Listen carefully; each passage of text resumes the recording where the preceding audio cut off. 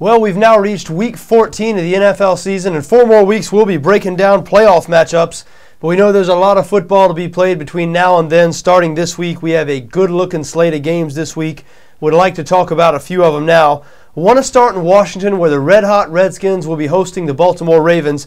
Redskins have won 3 games in a row now. They've improved to 6-6. Only a game back of first in the NFC East after beating the Giants on Monday night. And the Giants, who they're a game behind, they've got a tough game this week against New Orleans. The Cowboys, who they're tied with at 6-6, they play a tough game this week on the road in Cincinnati. So Washington has an excellent chance of being tied for first place in their division if they can pick up a win on Sunday. And that's incredible when you consider that just 3 games ago, their own coach, Mike Shanahan, he stood up at his post-game press conference and basically said the season was over. I mean, he didn't use those words, but he cited the stats on how difficult it was for a team to make the playoffs at 3-6, talked about how the rest of this season was going to be used to evaluate young players. I don't think he's singing that tune anymore. As we said, Washington only a game out of first in the NFC East. Now, they're a 1-point favorite over Baltimore. Baltimore, even though they have a 9-3 record, the arrow might be pointing down with this team. Coming off a tough loss to Pittsburgh, they really had no business losing that game at home with Pittsburgh starting Charlie Batch at quarterback. And Baltimore suffered another serious injury on defense in that game. Terrell Suggs, last year's Defensive Player of the Year, who had missed the first part of this season with an Achilles injury, he went down last week. Apparently, we're hearing it's a torn bicep. Now, Suggs is going to get a second opinion tomorrow. We should know more in the next couple of days. But if it is torn biceps, that will keep Terrell Suggs sidelined for several weeks. That's not good news for this defense that's already missing their leader, Ray Lewis, their best cornerback, Ladarius Webb. And we said early in the year that the offense for the Baltimore Ravens really had taken over as the strength of the team. But that offense has not been playing as well the last few weeks. So it'll be very interesting to see if Baltimore can go into Washington, pick up a win. These teams, even though they might not be actual rivals because Washington plays in the NFC East and Baltimore plays in the AFC North, they're geographic rivals. So should be a very entertaining, interesting game. The Redskins a 1-point home favorite over Baltimore. And even though Washington has consistently outperformed my expectations all season. I haven't been a big Redskins believer. They've cost me money, as a matter of fact, 1-3 in 4 games betting against Washington. Man, to me, it's hard not to take a long, hard look at the Washington side here. Only 1-point favorites with so much momentum against a Baltimore team that does not seem to have much momentum right now. Baltimore seems to be reeling a little bit, especially if it's true about Terrell Suggs, and he's out now for an extended period of time also when they're already missing so much on that defense. It's going to be tough for them to slow down this prolific Washington Redskins offense. Not only Robert Griffin III, and Robert Griffin III deserves all the praise being heaped upon him. What about Alfred Morris, the rookie running back Alfred Morris, 6th-round pick, another 120 yards last night against the New York Giants. I know he's being overshadowed by Robert Griffin and really overshadowed by the Mike Shanahan scheme, because throughout Mike Shanahan's time coaching in the NFL, it seems like he just produces 1,000-yard rusher after another. Still, whatever it is, if it's Mike Shanahan's scheme, if it's because defenses are paying more attention to Robert Griffin, I don't care. I'm very impressed with what Alfred Morris is doing. The Redskins leading the NFL right now in rush yards per game, and Baltimore has been uncharacteristically soft against the run this year, so watch for that matchup. Watch this Washington-Baltimore game. I certainly will be. Should be a very entertaining game on Sunday. Another game that people will no doubt be watching but might not be very entertaining. As a matter of fact, I don't expect it to be very entertaining at all if you equate offense with entertainment. That is the New York Jets coming down to Northeast Florida to pay a visit to the Jacksonville Jaguars. Jets installed as a 2.5-point favorite in this game on BETDAQ. Of course, all the talk is about the Jets quarterback situation. As of this recording, Rex Ryan has not yet announced who will be his starter in Jacksonville. I can't imagine it not being Greg McElroy. I mean, they finally pulled Sanchez last week. Tim Tebow inactive with those ribs. They put McElroy in there, and even though McElroy only threw for 29 yards and actually threw for an interception that was nullified due to a penalty, he led them to their only touchdown drive of the game. They won the game. There was a little ripple of positivity after the game surrounding the team because they had picked up a win, and even though it might have just been a little ripple, that's more positivity than the Jets have seen in a few weeks. And, the Jets are in a situation, they've got 4 games left, all 4 games against losing teams. 9-7 might be good enough in the AFC to make the playoffs. I know it's ridiculous we're still talking about playoffs in the New York Jets, But you look at their remaining schedule starting this week in Jacksonville. I mean, if you saw the Jets play last week against Arizona where they squeaked out that ugly 7-6 win, you might say it's ridiculous that they're favored by anybody. They're favored over anybody, especially on the road right now. But Jacksonville is awful. 2-10 this season, coming off a blowout loss in Buffalo last week. And they're banged up this week, even more banged up than usual. They were already on their third-string running back last week, Rashad Jennings, and he sustained a concussion. That means this week at running back, the Jags are going to be going with Montel Owens, who's primarily been a special teams player throughout his career, which means it's going to fall on the shoulders of Chad Henne. Now, the Jets, say what you want about the Jets. They have a lot of flaws, but this year pass defense has not been one of them. The Jets have been good in the secondary despite their best player, Darrelle Revis, missing most of this season. And Jacksonville is going to be without their best wide receiver in this game, Cecil Short. So you're talking about Chad Henne with a fourth-string running back behind him, missing his best wideout against a good secondary. I mean, I know the Jets just played a 7-6 game, but we might see another outcome very similar to that this weekend in Jacksonville. Hard for me not to lean toward the Jets as road favorites here. One of the reasons I wanted to mention this game, not only because the Jets quarterback situation is one of the hot topics in the NFL this week, but Jacksonville actually announced last week that they were removing one of the tarps. The tarp that covers Section 404 in Everbank Field is being removed for this game because Tim Tebow is coming to town, and the Jags 2 weeks ago had already seen a spike in ticket sales. Well, now that Tebow might not be starting and might not even be active, a couple of weeks ago, people didn't think he'd be starting either, so him not starting is no great newsflash or anything, but the fact that he might not even be active, that is a little bit of a change from what it looked like 2 weeks ago, so remains to be seen if there will be a big crowd in Jacksonville, what the reaction of that crowd will be. It will. We know there won't be much reaction if he's inactive in street clothes on the sideline, but if Tebow plays, I mean, he still could start theoretically. Rex Ryan said a couple days ago he was still in the mix. We don't expect that to happen now, but if they go with Greg McElroy and Tim Tebow's healthy and active, I think we could expect to see Tebow on the field a little more. Rex Ryan and Tony Sperano, throughout this season, they've been questioned as to why they haven't put Tebow on the field for a series or two at a time. And even though they haven't said so, I think the answer to that has been they didn't want any more of a quarterback controversy than they already had. If Tebow comes in for a series or two and moves the offense, then what? Then they go back to Mark Sanchez, and if the offense struggles, then they have a full-blown quarterback controversy. Well, if Greg McElroy is going to play, I'm not sure there's going to be that same type of pressure. I think that the Jets coaching staff will have a little bit more freedom and leeway to use Tebow liberally, and the fans in Jacksonville you might see the loudest cheers of the day for the opposing team if Tim Tebow comes on the field, and especially if he has some success. And the other thing that the conspiracy theorists are talking about, the Jets, maybe they've already made the decision to part ways with Tebow after the season.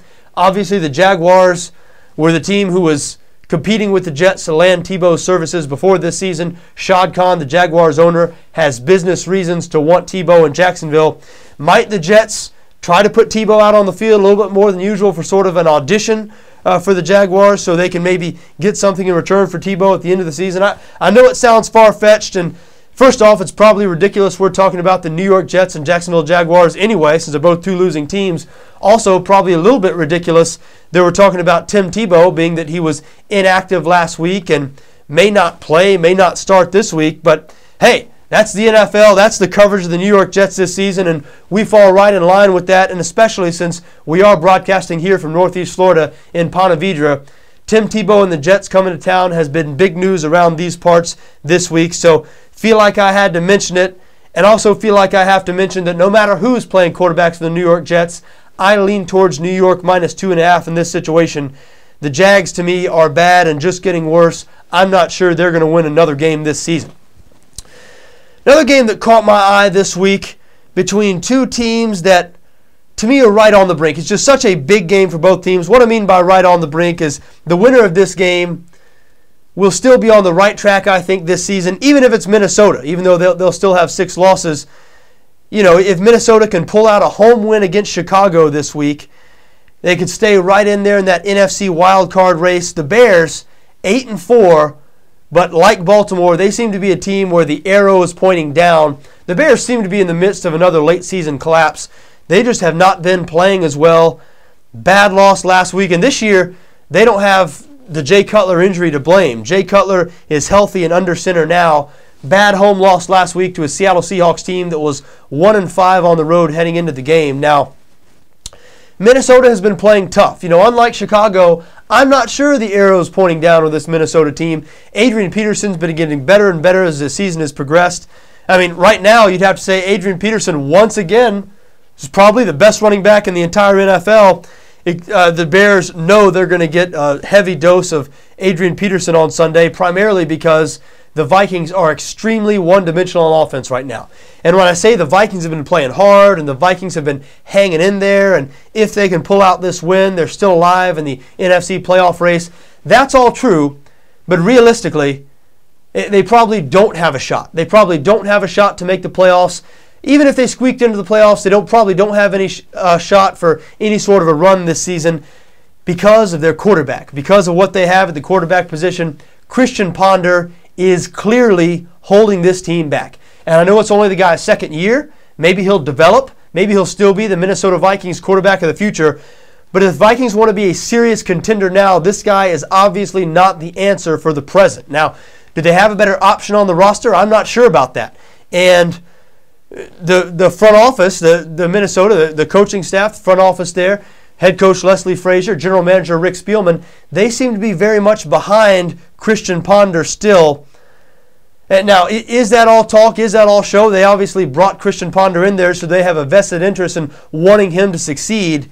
I'm sorry, it's just not happening right now. And it's plain to see, for all who watch the Minnesota Vikings, almost painfully obvious that they're the same team they were last year. Really, ever since Brett Favre left, they're a team who seemed to be built for a Super Bowl run if they could only find a quarterback. And they obviously still haven't found that quarterback in Christian Ponder, which is why, even though they're at home, even though I feel like Chicago is fading, even though I don't trust Jay Cutler in general, it'd be very, very hard for me to back the Minnesota Vikings right now the way Christian Ponder's been playing, and given the fact that Percy Harvin sounds like he's going to miss this week again. Sounds like that sprained ankle was more serious than we were at first led to believe. Might be ligament tears for Percy Harvin. So Percy Harvin, you might not call him the most dynamic weapon in that Vikings offense, because Adrian Peterson at this point might be the best weapon on any offense in the entire NFL, but Percy Harvin certainly the Vikings' best wide receiver, Christian Ponder's number one option, and you could tell he was developing a rapport with him early in the season. So the Vikings passing game's in trouble again this week, and I think the Vikings might be in trouble as short home underdogs against the Chicago Bears, even though we'll see. Chicago, again, they're a team who might be slipping again, might be going through one of these late season collapses again. 8-4 now, tied with Green Bay for first in the NFC North. If Chicago somehow, goes 1-3 in their last 4 games maybe, to finish 9-7 and miss the playoffs, Lovie Smith, despite the fact he's been there for a while, despite the fact just a couple of weeks ago everybody was heaping praise on Lovie Smith, about how this is another one of those Lovie Smith defenses that creates havoc and causes turnovers just the way he coaches them up. And for the record, I think Lovie Smith is a good coach, but I do think that if they collapse again this season, Lovie Smith's job could be in trouble. Now, another coach whose job could be in trouble if they continue on their current trajectory and do not make the playoffs is Jason Garrett in Dallas. Once again this season, the Cowboys are just sort of a tease. They're a team from the outside looking in. They seem to have a lot of talent. When you watch them play week in and week out, you see spurts in games where they look as good as any team in the NFL. They look explosive offensively, and they have the personnel to be dominant defensively. Their secondary, which is the big weak link of this team last year, has improved greatly this year. They still have one of the best pass rushers in the game in DeMarcus Ware. But they're just a maddening team. Week after week, they don't get it done. Even their wins are ugly. Last week against the Philadelphia Eagles, they fell behind 14-3. They fall behind every single week, it seems like. At some point, to me, that has to fall on the head coach. Since Wade Phillips was fired and Jason Garrett was named as head coach, what has really changed in Dallas? They're still the same team. They're still a team that looks more talented than the results they're producing. And this week they go on the road to face a Cincinnati Bengals team that has been hot. Cincinnati now 7-5, tied with Pittsburgh for the final wild card spot in the AFC. The Bengals are installed as a 3-point favorite in this game on BETDAQ.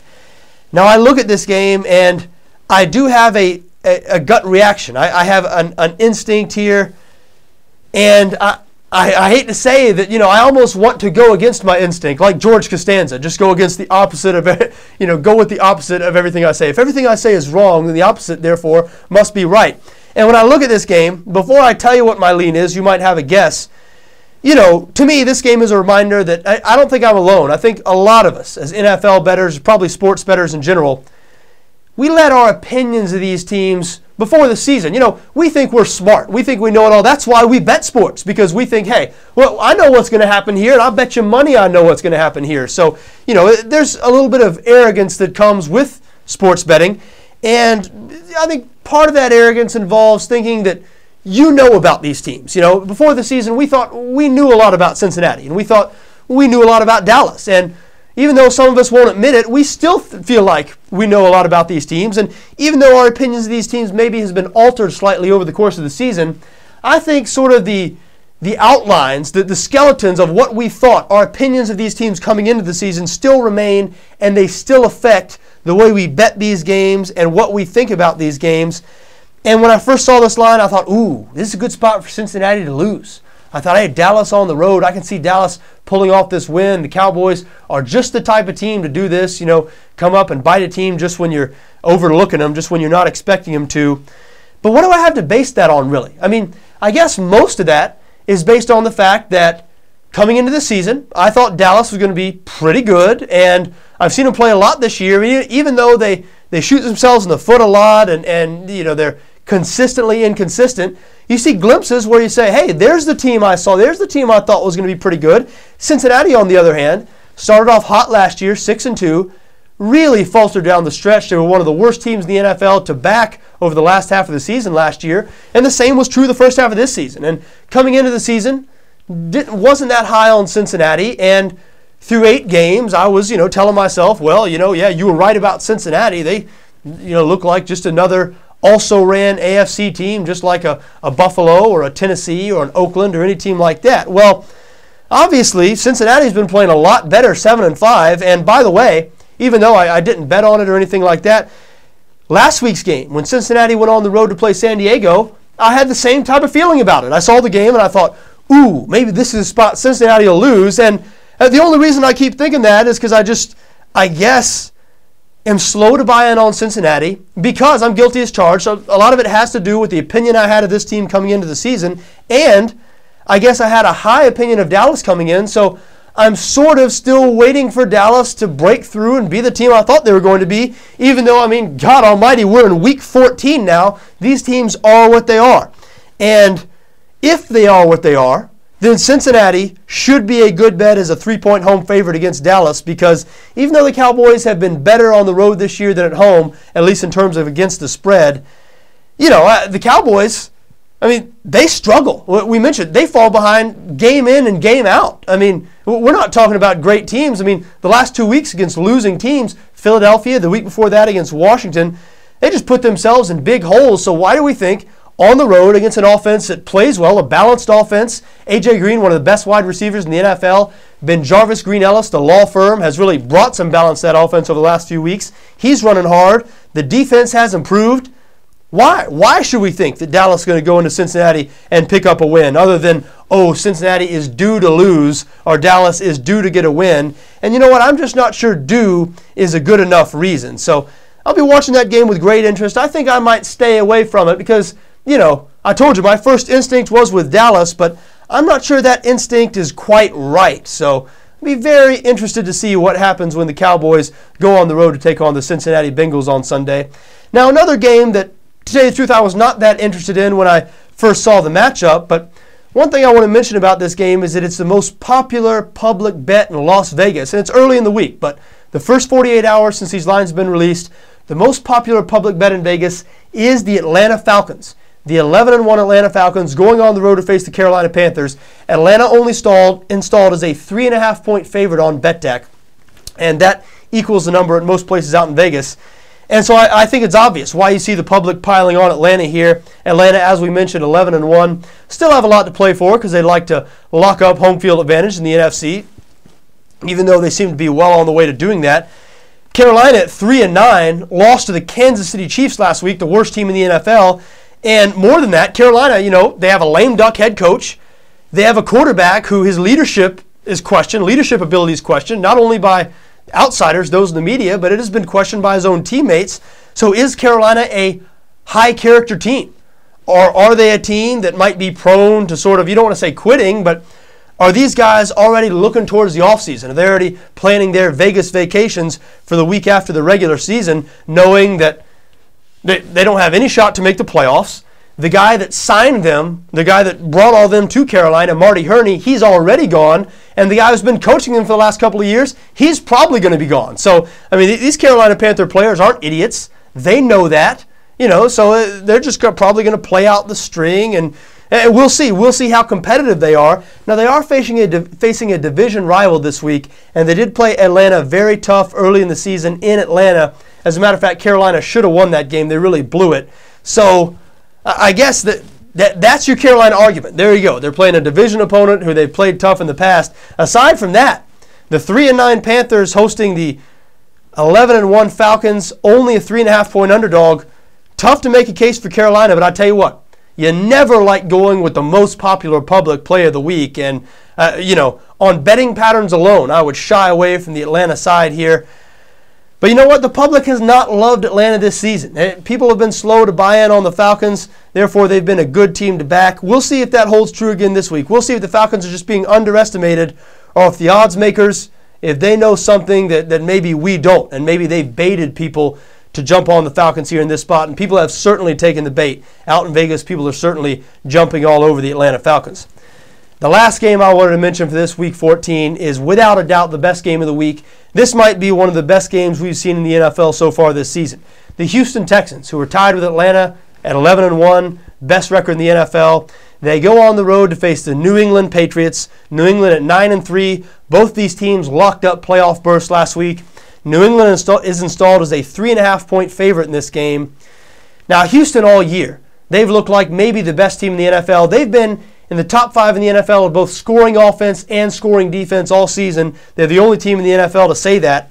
New England has the number 1 offense in the league in terms of total yards per game and points per game, but they struggle on the defensive side of the ball. Now, Houston, we mentioned they've had a top 5 scoring defense all season, but these last few weeks, we've seen some serious cracks in that defense. They played 2 bad games in a row against Jacksonville and Detroit.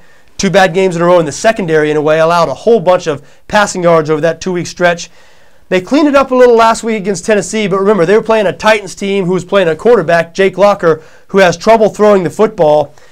And more injury issues for the Texans in the secondary. Their cornerback, Bryce McCain, was placed on IR yesterday.